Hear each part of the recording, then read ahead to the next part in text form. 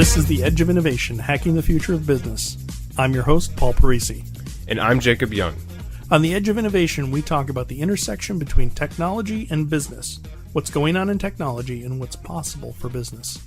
Well, we're talking with Adriel Desautels from Netragard. We've talked with him once in the past, and he's a great resource for technology and security, and we're going to talk about that a little bit. So let's flip the coin over now, and is there any hope for computer security? I don't know.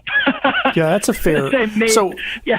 do you know her, both of us know her very well, Chicken Little, is the sky falling? It is. Are you saying that because you're on a talk show, or... No. Because you can only say that a certain number of times, and then people say, oh, he wasn't right, or whatever, or we're overreacting, or we're trying to inflame the situation, talk about that a little bit. Yeah, so the sky is definitely falling, and the security industry as a whole is perpetuating it, which is a pretty bold claim, but a lot of the real researchers and real hackers are fed up with the BS in the security industry. Mm-hmm. I think maybe I talked about this previously, but if you look at the security solutions that exist today, they don't really solve anything. They're maybe partially effective at best. I was walking through the airport, and actually one of the reporters that from Gizmodo actually wrote a story on this. They walked through the airport, they saw the same thing. There was this sign up on the wall for Barracuda for a web application firewall, and it said, "Stop breaches today," or something like that. And I'm thinking, you're a web application firewall, and you're talking about stopping breaches, and it was pretty inclusive. It was kind of like stop all breaches. Mm-hmm. People are going to buy that because they're going to think that it makes them safe, and we're just going to social engineer somebody and compromise the entire infrastructure anyways. So you have the security industry selling technology and blatantly promising things or marketing things that people will believe, but those things aren't even close to being true. Another case in point is not to pick anybody, but FireEye, because they deserve to be picked on. Mm-hmm. They're being used by Equifax. We all know this. This is public knowledge. If you read FireEye's literature, do a search for FireEye zero-day block or prevention, they clearly say that they're going to stop zero-day exploits from aligning with your risks and compromising your systems. Well, maybe they didn't pick up the Apache Struts vulnerability that resulted in Equifax being breached. Maybe, as my partner would say, it's because it was a known vulnerability and not a zero-day. Or they could say, well, we didn't mean that one. Right. In their literature, they also say we block things that conventional systems won't. I'm sorry, Snort's pretty conventional, and Snort was very successful at detecting that vulnerability. And it's not to say that FireEye doesn't work. It's not to say that these technologies are useless, because they're not useless, right? They are useful, but only to a degree. Mm-hmm. And what needs to stop happening to stop this sky from falling is they need to stop telling their clients that they are protecting them. They need to stop saying that they are entirely effective, because what that does is that produces a false sense of security. And so when people have a fear, they go and they buy this technology, then they feel safe. But it's kind of like buying, body armor that's made out of cardboard and mm-hmm. thinking you're safe and going into battle. You're going to get shot. You're going to get killed, right? You see companies being breached left and right as a result of this. Interesting. So then the second thing that people are doing that is causing the sky to fall, and businesses are as guilty of this as everybody else, is they're building their defenses based off of generic ideas and assumptions. They think that they understand what they have to protect, and they think that they understand how they're going to be breached. And they think this without actually having any exposure or experience to how hackers are going to breach them. And they think that they know this because they might have purchased, a lightweight penetration test, or perhaps they read some kind of a threat intelligence report, but they're always wrong. And the way that you know that they're wrong is because if they really knew how to protect themselves, and if they really knew how they're going to be breached, then they wouldn't be. These breaches wouldn't be happening. Case in point, we were testing a fairly large client of ours, actually located here in the U.S. They had a relatively secure network, except for printer. And so what we ended up doing, was we found out that we could access the printer. When we saw that the printer had an email address that it was configured to send printouts to, or to email documents to when they were scanned in. And so we said, well, all right, let's check this out. Let's see what these credentials are. So we were able to change the SMTP server to a server that we controlled, right?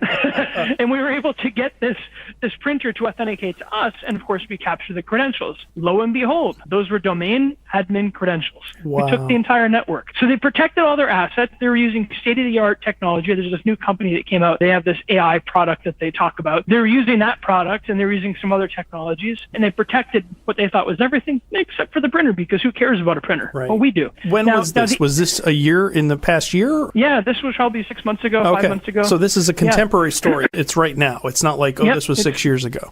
No, it's today. It's right now. Okay. And so this AI technology that was supposed to detect all of this anomalous activity, it didn't report on anything that we did. So it wasn't and the reason anomalous. why it didn't report anything is because when we breach a network, just like when the bad guys breach a network, they mimic the behavior of your admins. Right. So if I break into a network and I'm doing what your admins do, and I'm using his account or her account, why is it going to trigger? You've Right. tuned that out. Exactly. In your network, you have no idea. So the security industry would say, oh, we'll sell this solution that'll detect everything and make you feel good and you'll protect everything. The client buys it and they think, oh, this is wonderful. And the hackers are like, yeah, no, not really. Right. Right. And here's why. Just go in the back door. So Yeah, they bought a or- very good front door. Right. Yep. They bought a very good front door, and they didn't think that they had to worry about, the trash can hiding outside because of the low priority thing. But they also thought that nobody would put anything inside of the trash can. So when they brought the trash can in the house, it would blow up. Right. That's a good analogy. Yeah, that's really what it is at a very high level. So those are the two reasons, why security is not getting better. Well, two of the primary reasons anyways, why security is not getting better is because the security industry is perpetuating a false sense of security with products that are marginally effective. And it's not to say that they're all equally bad. There are some out there that are pretty good, but they're still not 100%. Nothing is 100%. And then the second issue is people are protecting their networks, where they believe they are protecting the networks based on what they think is important without contacting a team like ours, for example, right? Without contacting a team that can hack them, really hack them, show them how they will be breached, and then provide them with intelligence about how they'll be breached. And I tell you, when we told that customer, hey, we compromised your domain through a printer, they thought, whoa, wait a second, we've got to look at this differently. And that's how every single business is. Wow. Every single business today, this is where my credit card information is stored. This is what I have to protect. Well, that's great. I'm going to go through this guy's desktop instead because he opens every email I send him anyways. It's almost always that way. It's people tend to focus on what they think is important, and they tend to lose sight of the other things that kind of hang off the edge, the low-hanging fruit. And that's how hacks happen. We get in through the easiest path. We move laterally or, horizontally, depending on what we have to do, and go from one lower privilege area to the next higher privilege area.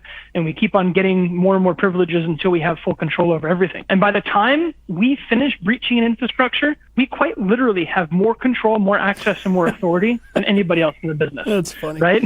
Yeah. Thank God we're the good guys, but there are bad guys out there that do the same thing. Yeah, of course. So let me get this is a little bit of a tangent, but let me get your thought on this. Something I hadn't considered, but I stumbled on this guy on YouTube. His name is Rich Benoit. He's from Massachusetts. And what he does is he hacks, not really hacks. I mean, yes, in your definition of hacking and in my definition of hacking, he hacks Teslas. Right. And what he wanted is he wanted to build his own Tesla. So he bought a burned Tesla and tried to fix it. Now, he seems like a genius because he was able to fix it. But he stumbled on something that Tesla doesn't make any information available. There's no service manuals. There's no parts. There's nothing. And in Massachusetts, we have a right to repair law, which says that you have to be provided the information to be able to repair your technology or whatever it is.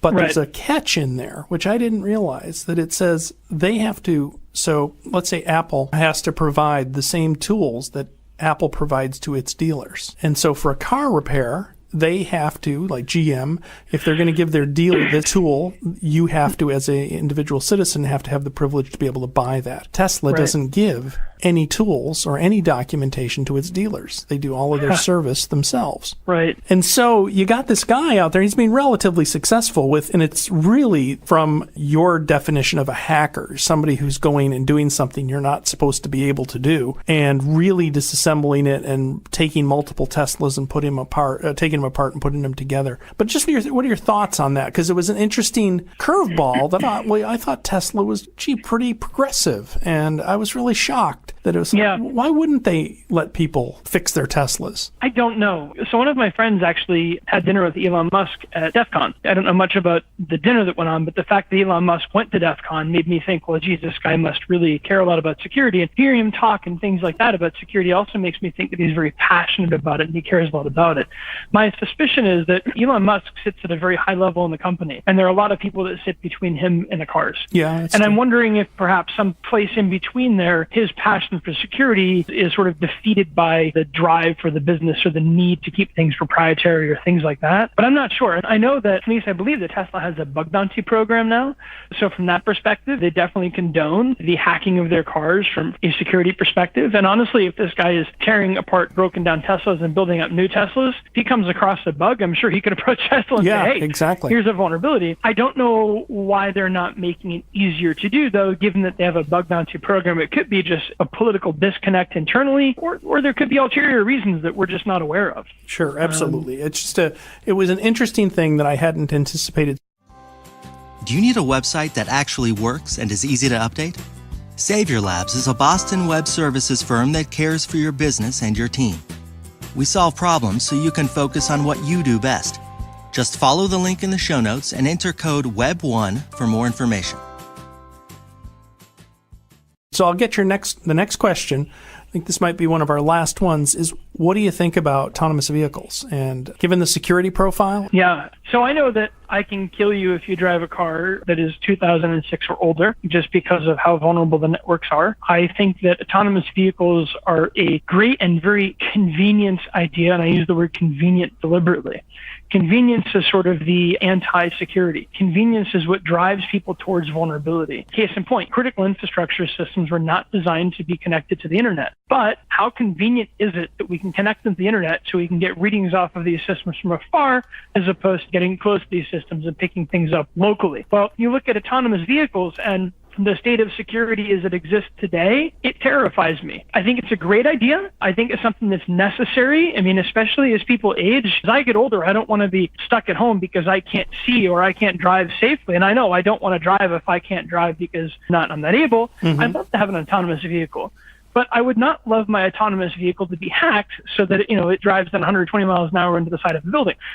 Not a good idea. And the fact that these things are being built on vulnerable technology really terrifies me. I do think that if we're going to be building autonomous vehicles, that we should be building them on a platform that's made by something like Green Hill Software. So Green Hill Software is a partner of ours. We've done a lot of work with them in the past, and we still do. They make an operating system. It's a real-time operating system that's called Integrity. Integrity is the only computer operating system. In fact, it's the only piece of software that I'm aware of that received an EAL6 certification from the NSA. So to put this into perspective, if you look at things like Microsoft Windows and every other operating system, they're all EAL4 certified.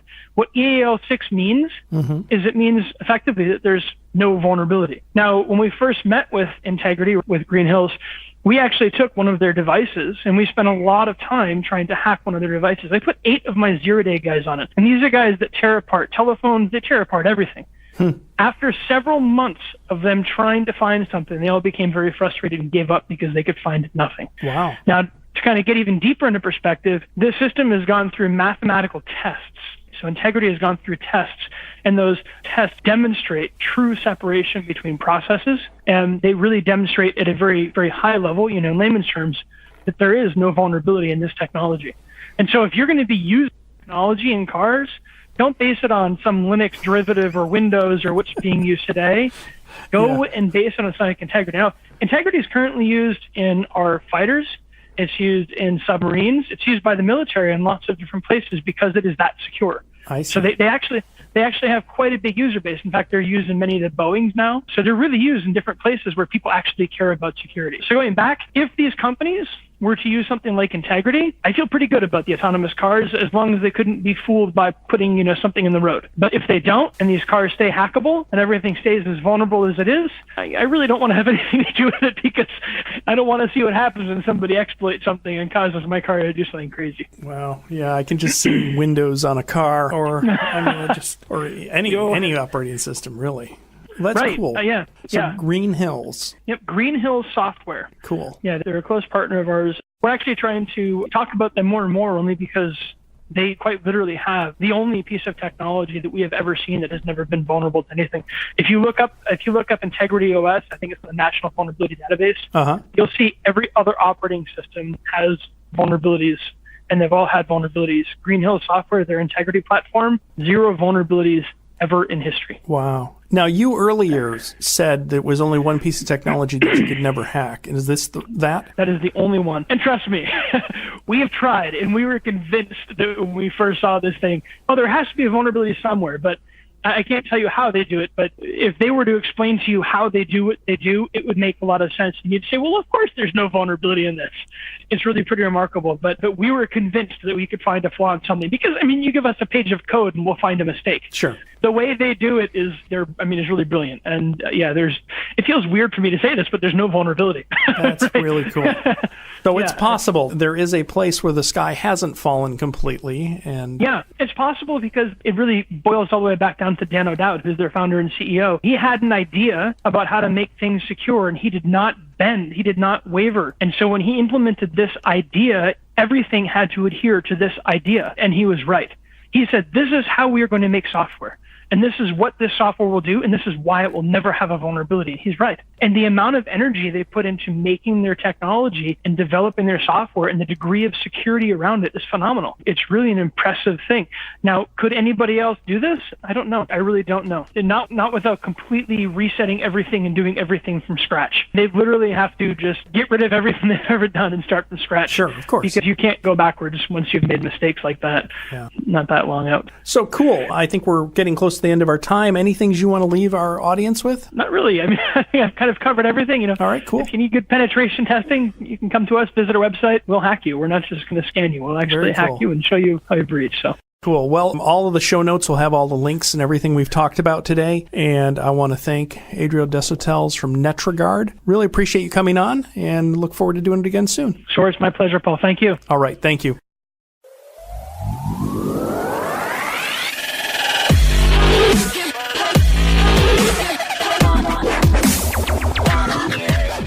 The Edge of Innovation is brought to you in partnership with Savior Labs. Savior Labs exists to help businesses mature and strategize for the future. Learn more about Savior Labs at saviorlabs.com. Thank you for listening to this episode of The Edge of Innovation, Hacking the Future of Business. For the show notes and more information about Paul, please visit paulparisi.com. The Edge of Innovation is produced by Jacob Young in conjunction with copious amounts of coffee. Music on today's episode was from bensound.com. Paul can be found on Twitter at pdparisi and on LinkedIn at linkedin.com/pdparisi. This episode, like all our episodes, is transcribed and available at paulparisi.com. Thanks for listening, and we'll see you next week.